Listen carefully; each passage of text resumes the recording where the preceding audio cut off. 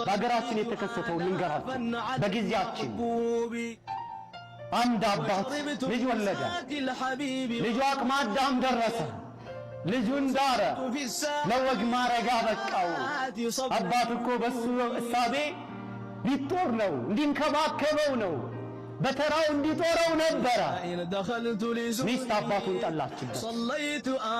ባልየው ደግሞ ሚስትን ወደደ። ሚስት ብላለች፣ አባትህን ከቤት አስወጣልኝ። አለባበሱ አያምርም፣ አነጋገሩ አያምርም፣ አባትህ ይሸታል፣ ይገማል፣ ከቤት አስወጥተህ ጣለው አለችው።